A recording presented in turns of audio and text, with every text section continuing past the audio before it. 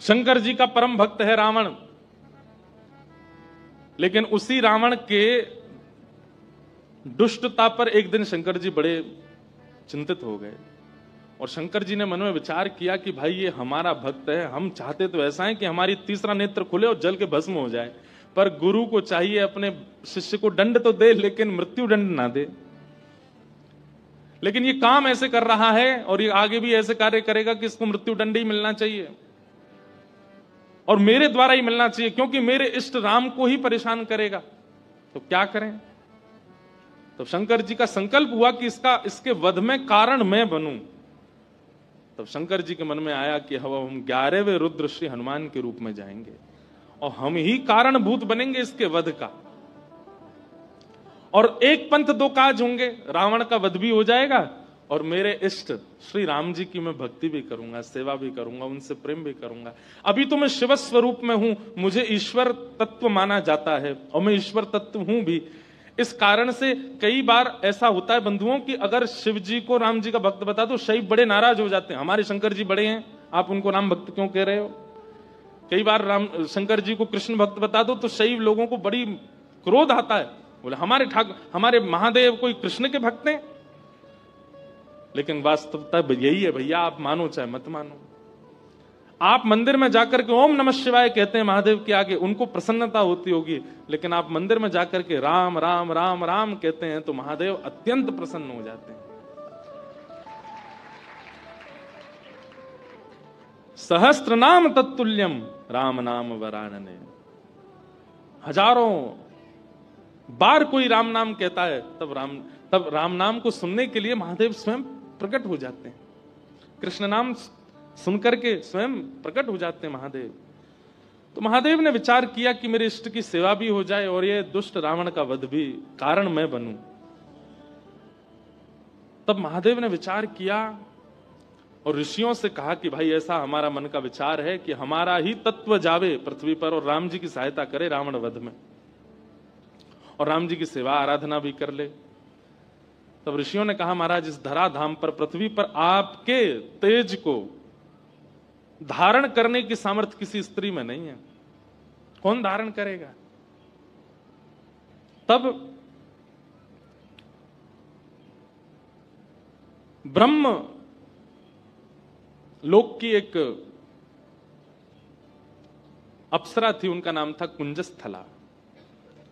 उन्होंने एक ऋषि का उपहास किया, बहुत ध्यान से सुनिएगा, और उस उपहास के कारण ऋषि ने उनको शाप दे दिया कि तुम बानरी हो जाओ। इतनी जोर से हंस रही हो संतों के ऊपर। एक बात बता दें आपको, जो संत ऋषि महंत भक्त वक्ता वैष्णवों के ऊपर या उनकी भक्ति के ऊपर हंसी करते हैं, उनको ही बानर बनना पड़ता है अगले जन्म में। इसलिए कभी किसी भक्त की हंसी मत करना। कुंजस्थला को शाप दे दिया, बोले जाओ तुम बानरी बन जाओ। लेकिन क्रोधापि देवेन वरेण तुल्यम, बड़े लोगों का क्रोध वरदान के समान होता है। वो क्रोध में श्राप तो होता है पर उसमें वरदान भी होता है। कुंजस्थला अंजनी मैया के रूप में पृथ्वी पर प्रकट हुए और आपका विवाह बानर राज केसरी जी के साथ में हुआ। पर केसरी जी को भी श्राप लगा हुआ था, ऋषियों ने श्राप दे रखा था कि आपकी कोई संतान नहीं होगी। कैसे संभव हो। और तभी महादेव ने मन बनाया कि भाई हमारा अंश स्वरूप पृथ्वी पर आवे। तो महादेव की नित्य आराधना करती थी अंजनी मैया। ऋषियों ने अंजनी मैया को चुना, बोले यही हैं जो महादेव के तेज को, महादेव के बल को, महादेव के जो आत्म तत्व है उसको भीतर स्वीकार कर सके। इनका तप अद्भुत है। और क्यों ना हो, विवाह के उपरांत भी ब्रह्मचारिणी थी अंजनी मैया। बहुत ध्यान से सुनिएगा। एक दिन पर्वत पर बैठ करके अंजनी मैया महादेव की उपासना कर रही थी, तभी उनको स्पर्श का अनुभव हुआ। तुरंत अंजनी मैया ने नेत्र खोल करके कहा मैं शाप दे दूंगी, कौन है, मेरा स्पर्श करने की हिम्मत किसने की। तभी पवन देव प्रकट हो गए और पवन देव ने कहा कि मां मुझे क्षमा करें, पर मेरा स्पर्श का अधिकार सबको है, मैं सबको स्पर्श कर सकता हूं, मेरा स्पर्श अपवित्र नहीं होता, इस पृथ्वी पर चींटी से लेकर के हाथी तक कोई भी नहीं है जो मेरे स्पर्श से वंचित रहता हो, इसलिए आप बिल्कुल मुझे शापित मत कीजिए, मेरा स्पर्श करने का अधिकार तो सबको है। अंजनी मैया बोली तो फिर मेरा विशेष स्पर्श क्यों किया आपने? तब उन्होंने पूरी बात बताई। बोले कि मां, महादेव की इच्छा है कि उनका तत्व प्रकट हो। मोहिनी रूप को देख करके महादेव इतने प्रसन्न हो गए कि प्रेमाश्रु के साथ उनका समस्त बल पृथ्वी पर झरने लगा, जिसके रूप में पृथ्वी पर विविध रत्न प्रकट हो गए, हीरे, सोने, चांदी, ये सब महादेव के प्रेमाश्रु से प्रकट हुए हैं। और उन्हीं प्रेमाश्रुओं को कई ऋषियों ने अपने अपने प्रेम पुटों में धारण किया। उन्हीं में से एक बिंदु मुझे प्राप्त हुआ और मुझे ऋषियों की आज्ञा हुई कि मैं आपके अंदर उसको व्यवस्थित कर दूं, ताकि महादेव का जो 11वां रुद्र स्वरूप है वो आपसे प्रकट हो। इसलिए मैंने आपके स्पर्श करके आपके कर्ण पुट से महादेव का वह योग बल आपके भीतर व्यवस्थित किया है। अब आप जल्दी ही एक दिव्य भक्त, दिव्य बलवंत और दिव्य श्रेष्ठ बालक को जन्म देंगे। कितने पिताजी हनुमान जी के? पवन पुत्र, शंकर सुवन और केसरी नंदन। पवन देव के वे पुत्र हैं। हनुमान जी के शंकर, अब यहां पर ऋषियों का, संतों का शंकर स्वयं केसरी नंदन, शंकर स्वयं ही आए हैं। और शंकर सुवन यानी कि उनके पुत्र हैं। किसी का भाव ऐसा भी है कि भाई स्वयं शंकर जी के पुत्र कैसे हो सकते हैं, स्वयं शंकर जी आए तो इसलिए शंकर स्वयं केसरी नंदन। अब जो भी बात हो, इसका विवाद तो बड़े लोग ही करते रहे, हम तो बालक हैं, हम तो जैसा मिले गाते रहेंगे, आनंद करें सब। 3 पिताजी हैं।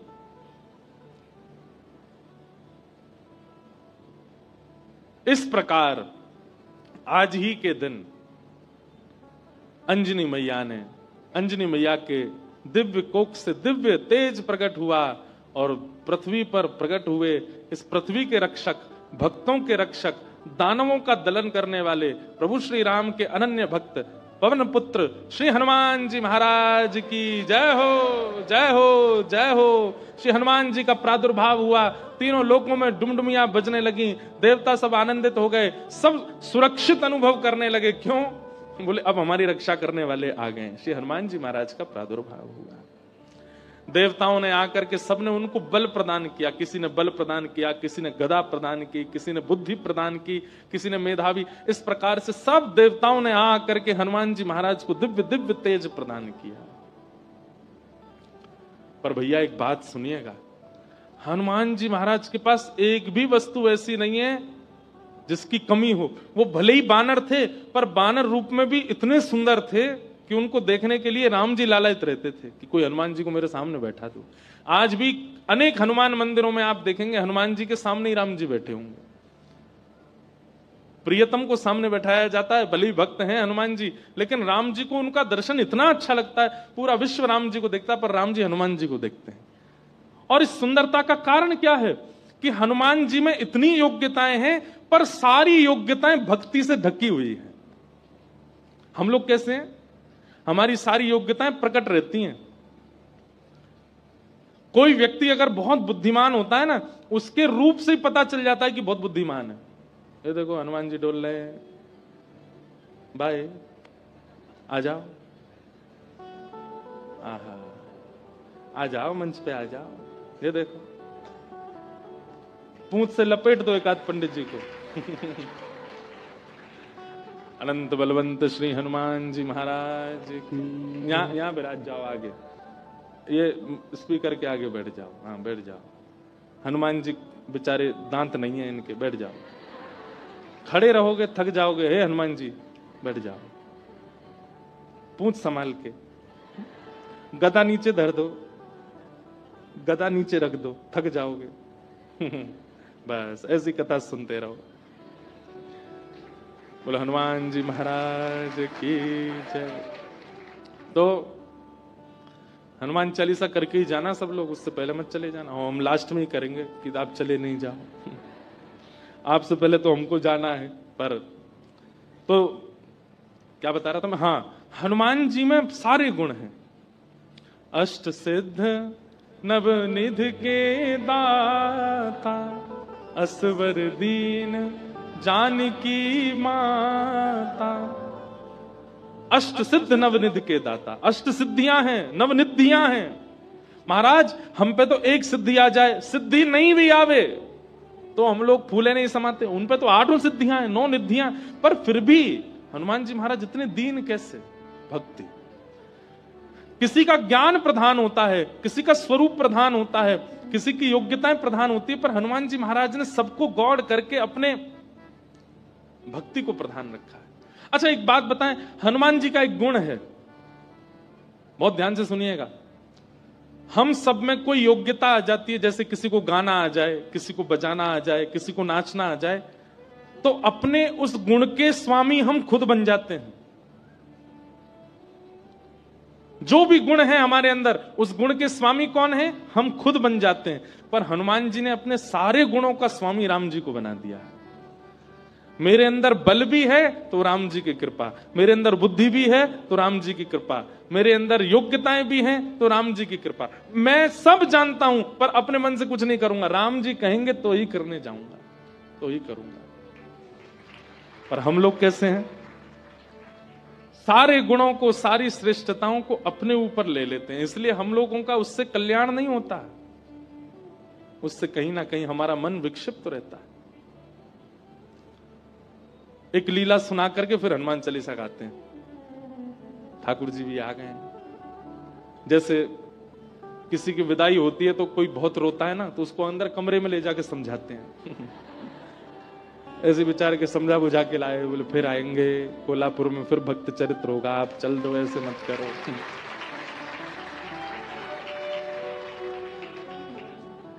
विरह बहुत ज्यादा है भैया, ने ऐसे लिटा के बैठे हो, इन्हें बोल दो कहीं फिर से कूद पड़े ऊपर से। तो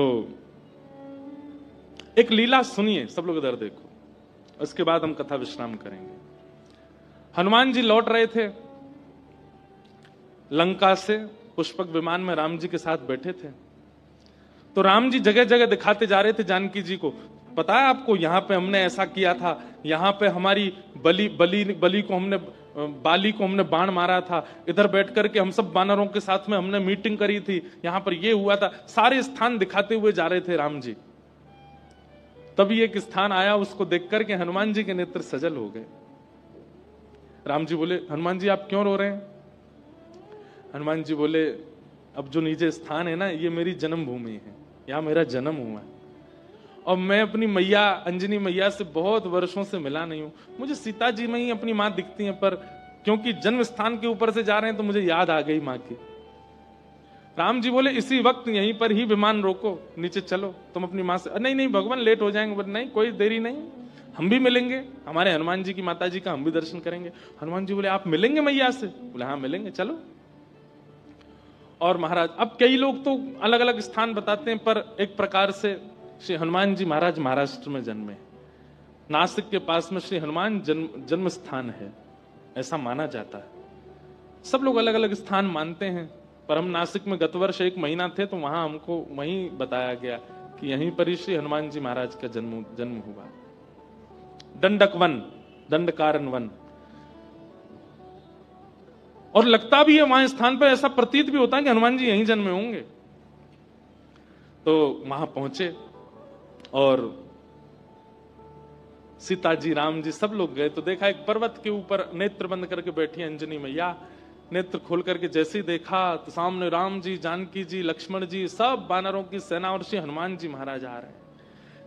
अंजनी मैया के नेत्र सजल हो गए, दंडवत प्रणाम किया। बोले वाह, ऐसा पुत्र पूरे विश्व की मैयाओं को मिले जो साक्षात भगवान को लेकर के आवे। हनुमान जी को हृदय से लगा करके मैया बड़ी प्रसन्न हो गई। अरे मेरे लाल, अरे मेरे सुत, खूब पुचकारने लगी। वो प्रेम देख करके सबके नेत्र सजल हो गए। कितना प्रेम कर, हनुमान जी इतने बलवान हैं, लेकिन मैया को देख करके बालवत हो गए, छोटे से लाला बन गए। जैसे एक लाला अपनी माँ के वक्ष पर ऐसे सिर रगड़ता है और माँ के गोद में बैठ जाता है, माँ के ऊपर चढ़ जाता है, ऐसे हनुमान जी चढ़ गए अपनी मैया के ऊपर। और ये श्री अंजनी मैया एक बालवत जैसे लाला को प्रेम करती हैं, ऐसे हनुमान जी को हृदय से लगा के खूब पुचकार रही हैं। हनुमान जी के नेत्र सजल हो गए, राम जी के नेत्र सजल हो गए देख करके अंजनी मैया के इस प्रेम को। अब मैया बोली, लाला चल अब उतरो, देखो ठाकुर जी आए, कुछ सामग्री बनाऊं, कुछ पधराऊं इनको।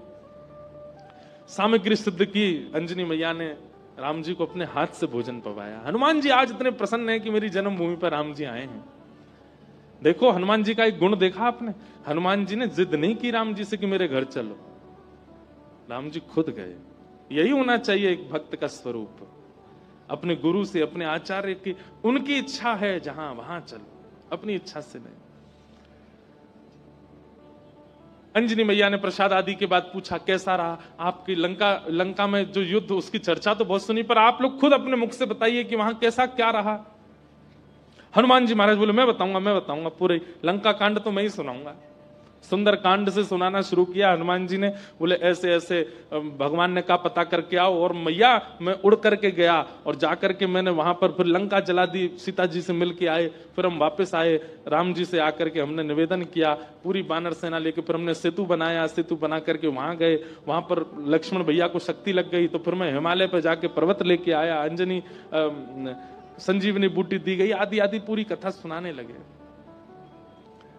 सब तो प्रसन्न, लेकिन अंजनी मैया बिल्कुल प्रसन्न नहीं थी। सीता जी ने कहा, मां, श्री हनुमान जी के इस ऐश्वर्य को सुनकर के आपको प्रसन्नता नहीं हुई?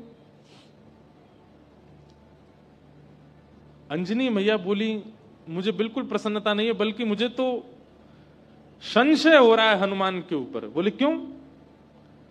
बोले हनुमान के होते हुए भी राम जी को इतना परिश्रम क्यों करना पड़ा? ये मेरा पुत्र हनुमान है, इसकी परवरिश ऐसी हुई है, इसका लालन पालन ऐसा हुआ है कि ये अकेला चाहे तो अपने एक बाम पाद प्रहार से पूरी लंका को रसातल में भेज सकता था।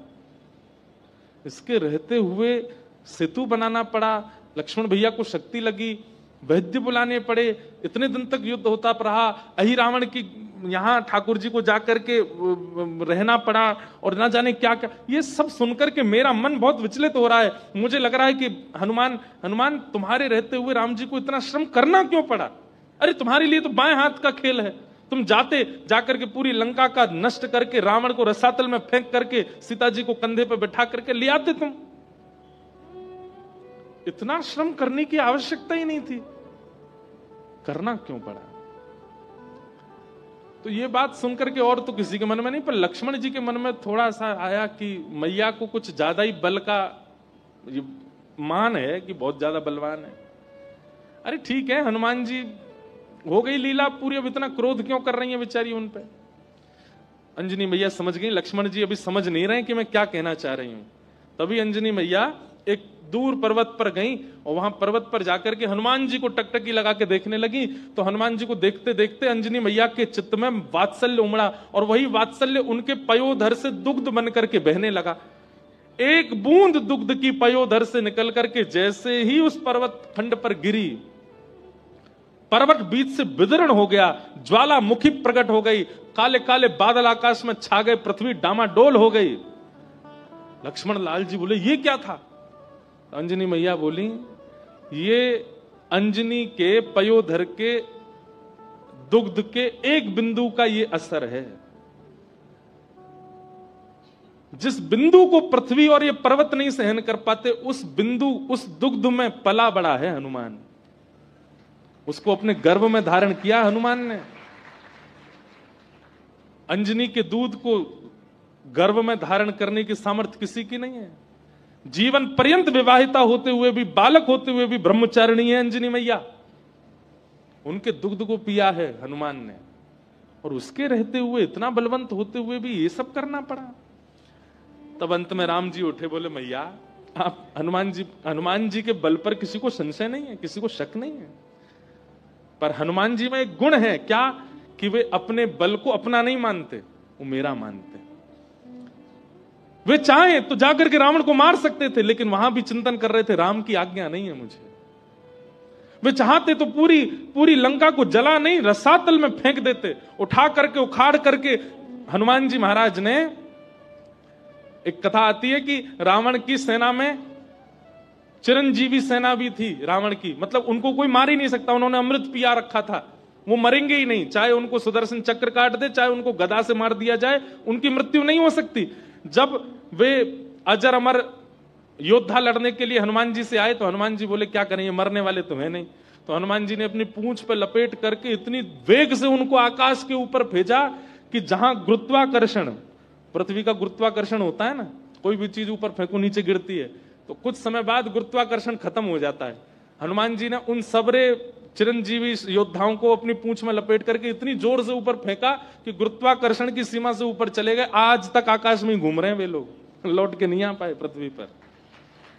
तो श्री हनुमान जी महाराज के बल में किसी को संशय नहीं है, पर राम जी कहते हैं तब प्रताप रघुनाथ, वो अपने प्रत्येक बल को मेरा प्रताप मानते हैं।